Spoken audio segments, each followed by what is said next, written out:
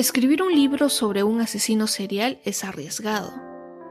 Pero ¿qué pasaría si al hacerlo la policía cree que el autor es probablemente el asesino? Hoy en Lugares Misteriosos conoceremos la historia del monstruo de Florencia, que sacudió a toda Italia y que probablemente pase a la historia sin tener solución.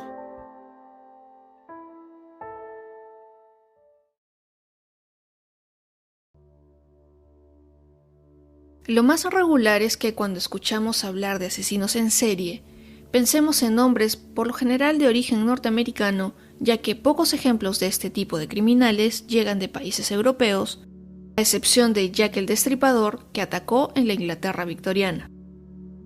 Pero si queremos hablar de un asesino serial europeo, del cual no se sabe más que su modus operandi y su posible nacionalidad, pero desconocemos su identidad o si es que aún está vivo, debemos referirnos al monstruo de Florencia, que atacó esta ciudad italiana entre 1968 y 1981. La historia del asesino conocido como el monstruo de Florencia empieza en 1968 con un caso resuelto. El 21 de agosto de ese año, en la localidad de Signa, cerca de Florencia, los amantes Antonio Lobianco y Barbara Locci fueron asesinados mientras mantenían relaciones sexuales dentro de un auto en un área descampada con una Beretta de calibre 22. Por ese crimen, Stefano Mele, el esposo de la mujer, fue detenido y condenado por el asesinato, pero la pistola nunca se encontró. Sin embargo, 6 años después de este crimen, el arma reapareció el 15 de septiembre de 1974, ya que con ella habían asesinado a una pareja que, al igual que en 1968, mantenían relaciones sexuales en un auto cerca a Florencia. Esta vez el crimen fue mucho más sangriento. Después de dispararle a Stefania Pettini en las piernas, el asesino la acuchilló 97 veces, además de atacarla sexualmente con un objeto extraño.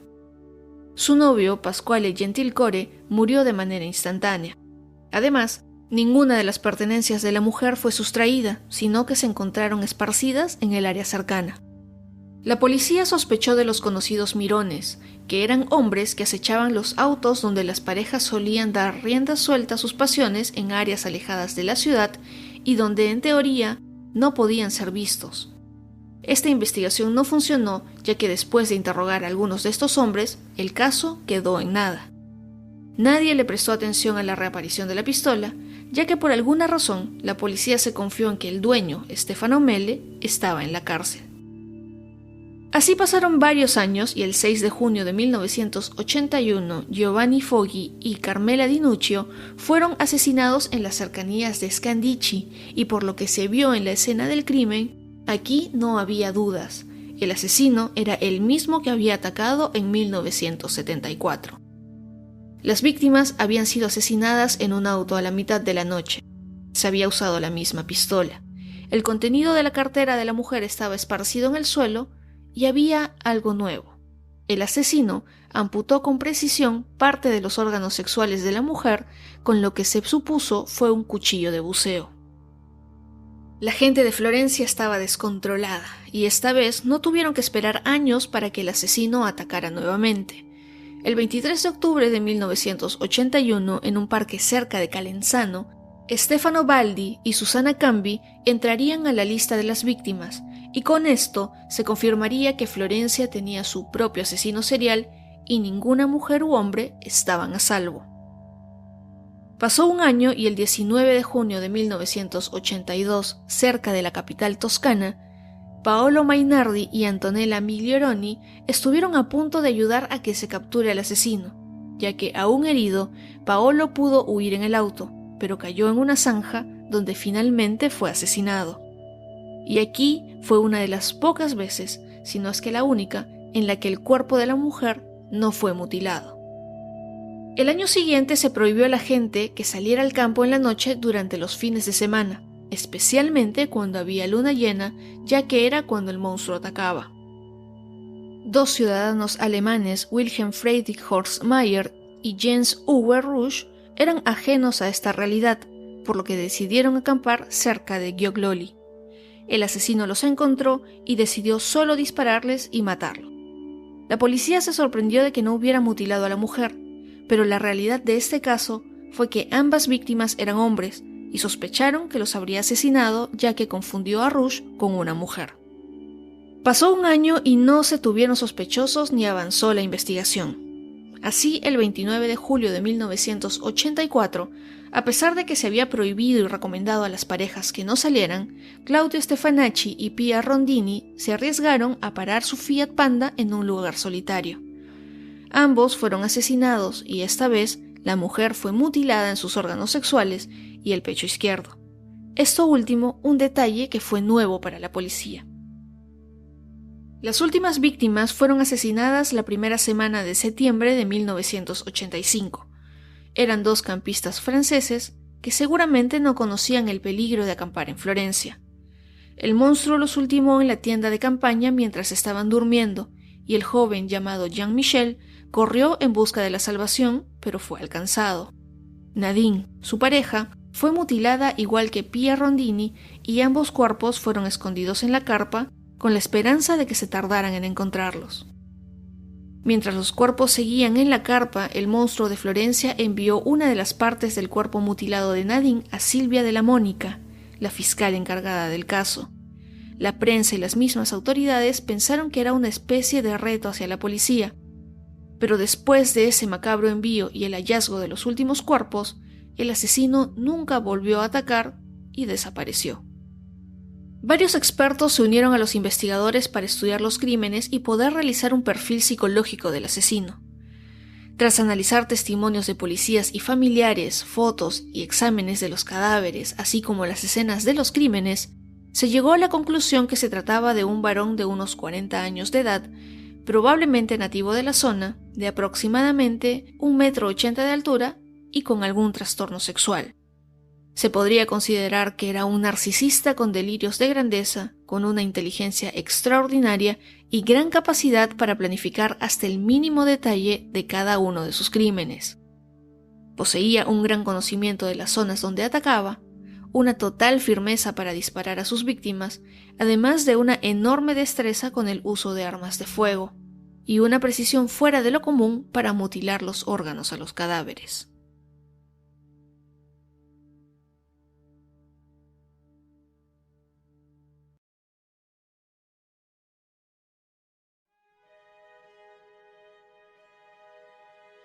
Desde 1981 se ha continuado la investigación sobre el monstruo de Florencia, nombre que fue acuñado por el periodista Mario Spezzi, quien tuvo una participación clave en el desarrollo de esta historia.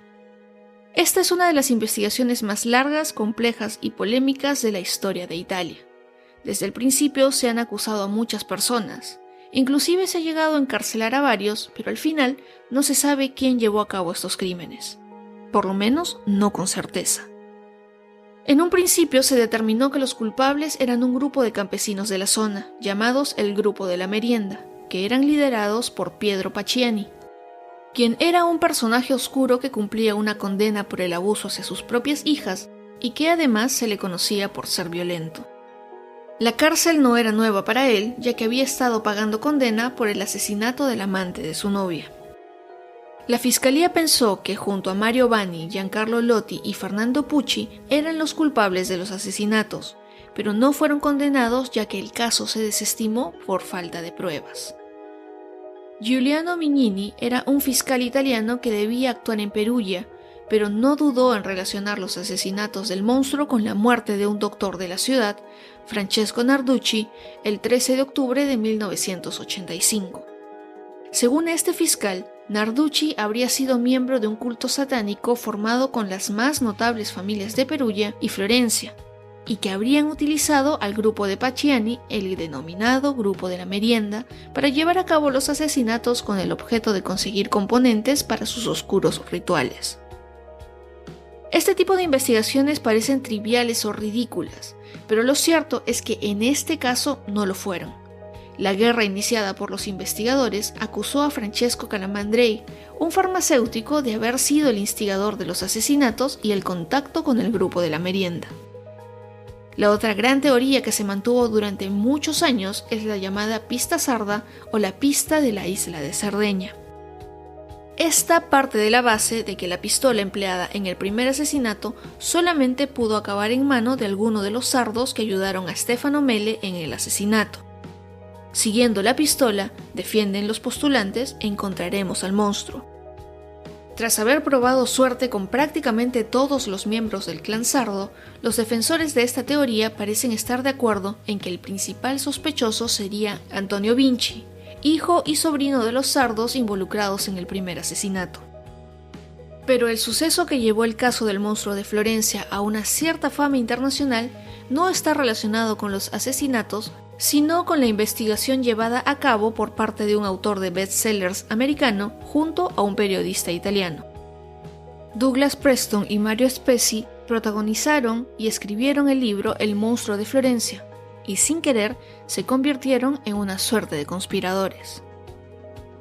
Douglas Preston llegó a Florencia en el año 2000 para establecerse junto a su familia y en un principio buscaba documentarse para una novela acerca de una obra perdida de Masaccio. Pero sin saberlo, acabó atrapado por el monstruo. Cuando conoció a Mario Spezzi, este ya era uno de los mayores expertos en el asesino de toda Italia, habiendo seguido sus crímenes desde 1981 y siendo un ardiente defensor de la pista sarda. Douglas Preston decidió abandonar su novela y plantearse un libro sobre el asesino, escrito a varias manos, y que permitiese que el caso fuese conocido fuera de Italia. Desde luego consiguió su objetivo, aunque fuese de la manera que menos le hubiera gustado. Spezzi y Preston se enfrentaron a la investigación llevada a cabo por Mignini, que consideraba que la defensa de la culpabilidad de los sardos era un ataque a su trabajo. La tensión podía palparse en el ambiente, no tanto por el hecho de que Mignini decidiese acusar formalmente a los dos autores por interferir con la investigación, sino porque añadió a Spezzi a la lista de cómplices en los asesinatos. Para fortuna de todos los involucrados, la cosa no pasó de una detención temporal y un mal rato para el periodista. La acusación se basaba en una supuesta intención por parte de Spezzi y Douglas de plantar pruebas relacionadas con la Beretta calibre 22 usada en los asesinatos. Tras leer las declaraciones de estos en su libro The Monster of Florence, A True Story, que se publicó en el 2008, lo menos que se puede opinar es que los autores fueron imprudentes y atrevidos en sus acciones, pero es difícil de creer que se quisiera obstruir la investigación.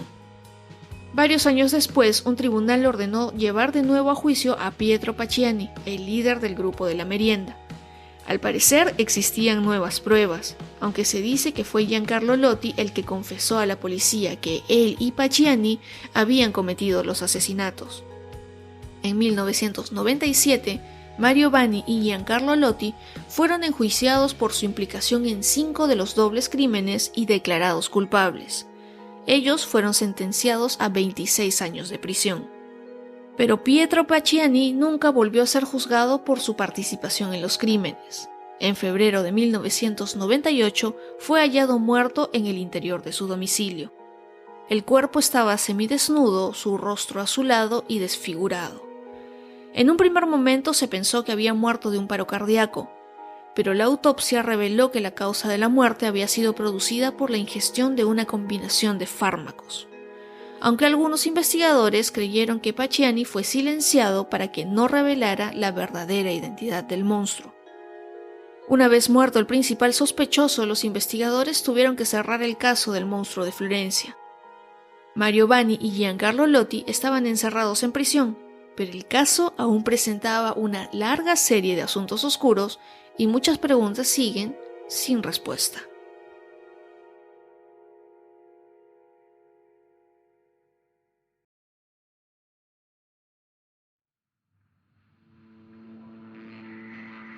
Este caso de True Crime no ha sido tan difundido en la televisión o series, pero sí se ha reseñado en algunos libros, como el que ya mencionamos, El monstruo de Florencia, una historia verdadera de Douglas Preston y Mario Spezzi, además de Un vile immortale, de Jean-Pierre Angremy, que se publicó en 1984.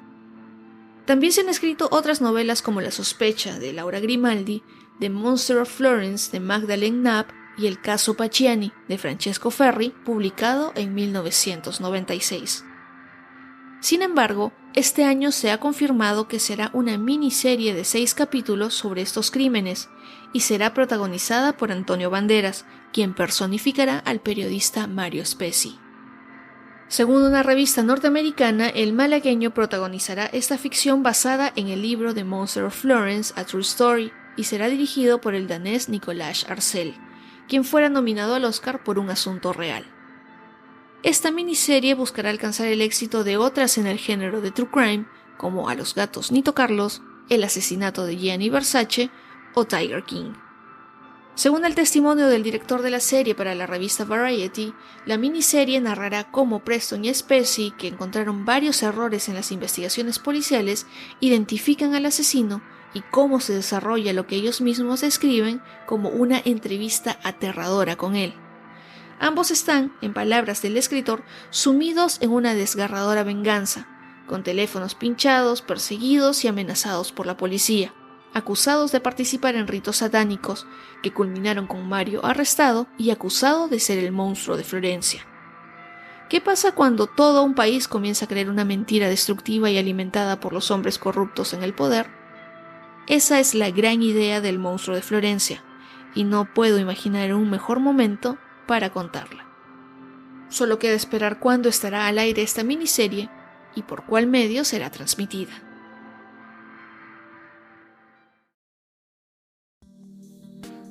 Hoy quiero dejarles un par de recomendaciones que espero les gusten.